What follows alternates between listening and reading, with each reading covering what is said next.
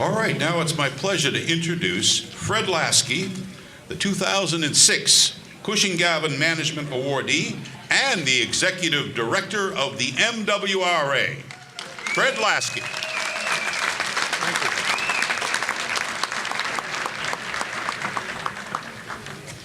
Thanks for the warm greeting.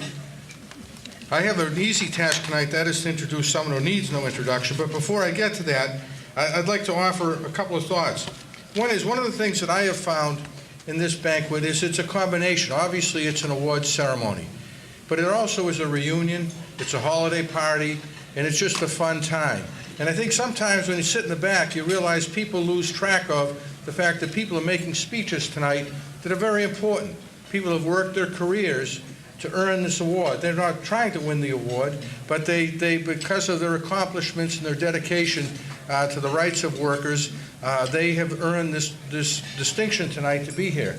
So I'd ask you all to please keep in mind, if you were up here, how you would like the audience to behave and be quiet. So it's very, very important that everyone be attentive and listen. If not, I'll get up and yell at everybody.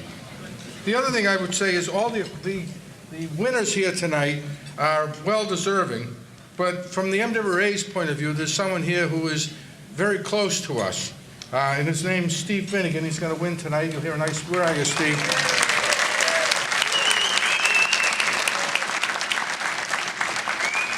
People don't realize that back in the 90s, Steve organized two of the steelworkers bargaining units, 9358 and 9360, and for almost 20 years has been kind of a manager of the group. I would call them a group. I don't want to insult anyone. We've negotiated probably 10 or 12 contracts together, and we're still friends, which is a tribute to him. So, Steve, MWRA is with you. We've got a couple of tables here, the Labor Coalition and the Steelworkers. So, all the best to you tonight. I've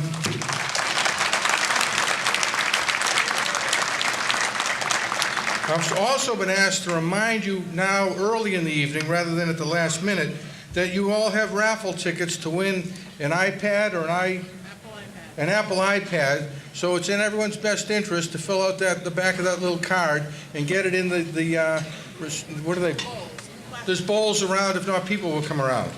Now it's my distinction, my pleasure to introduce someone, as I said, who needs no introduction in the labor movement. Tom Flynn, who sits to my left here, is the Executive Secretary and Treasurer of the New England Regional Carpenters Council. I'm just going to hit a couple of the points. It would be here till about midnight. Previously, he served as the National Political Director of the United Brotherhood of Carpenters. He has been a member of Carpenters Union Local 327 right here for over 30 years. And he's also Dorchester raised and born. He's moved on up to Milton, but good for him. And all the... Thanks. Sorry, Tom. Anyway, Tom Flynn.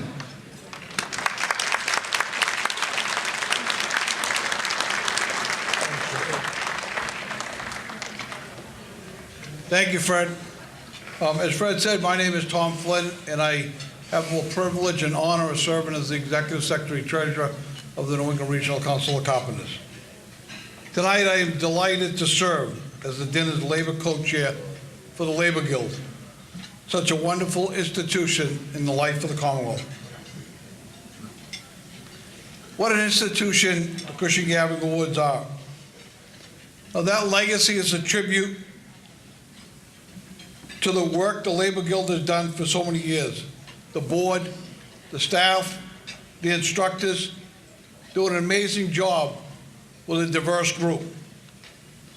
It's important work, making sure people can participate in labor management relations in a way that creates a positive, productive workplace that benefits everyone who comes together here. I can speak for the carpenters. Sometimes we don't make that easy. The UBC's motto has always been educate, agitate, and organize.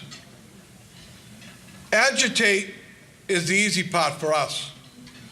We may have to channel aggressive, but it's not too often that we have to encourage it. That comes pretty naturally, especially in the construction industry. Educate and organize. We do well on these, but the Labor Guild certainly multiplies our efforts and effectiveness. The pure knowledge and the multiple perspective the Labor Guilds provide our members are both crucial.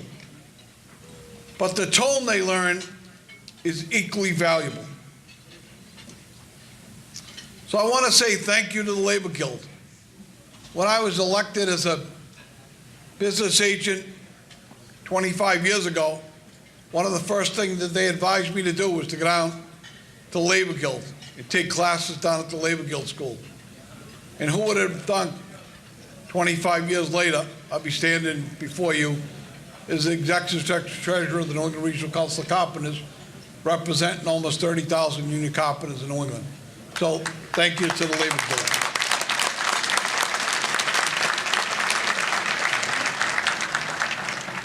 I'd now like to take a moment and introduce formally our head table. And I could ask you to please hold your applause until the end. In the front row, to my far right, Attorney Howard Silverman, Ann Sill's husband.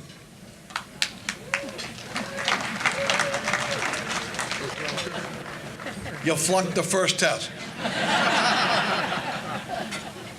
It's all right, though. Ann Sills, our labor attorney awardee and a partner with Siegel Reutman, LLC. Okay.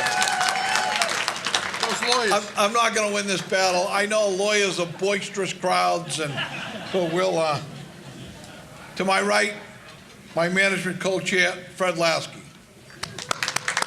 I don't want you to feel left out, Fred. Thanks, Tom. I appreciate it.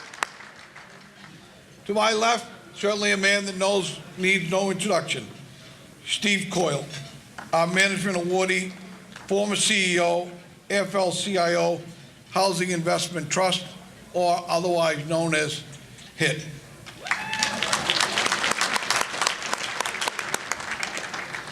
Guild President Eileen Norton, Director of Organizing, Mass Nurses Association, MNA.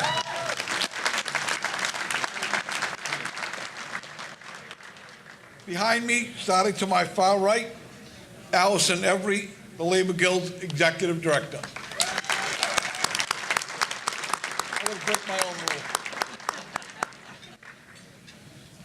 Steve Finnegan, this year's Labor Awardee and Sub-District Director. Okay.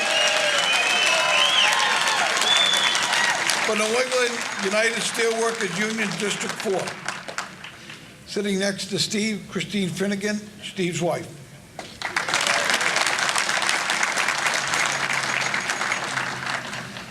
Arbiter, Sarah Kerr Garrity, Esquire, our Boyle awardee.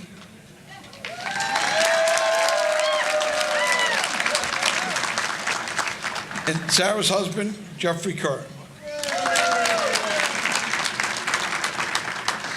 And last but certainly not least, David Kowalski, our Guild's Vice President, Utility Workers Union, and North Shore Labor Council.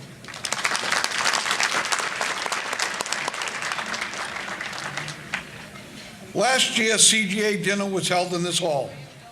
The first time in 50 years that it wasn't held in a major Boston hotel. The feedback was so positive, here we are again. We are grateful to the good folks at IBW Local 103 for hosting us once again this year in this beautiful hall.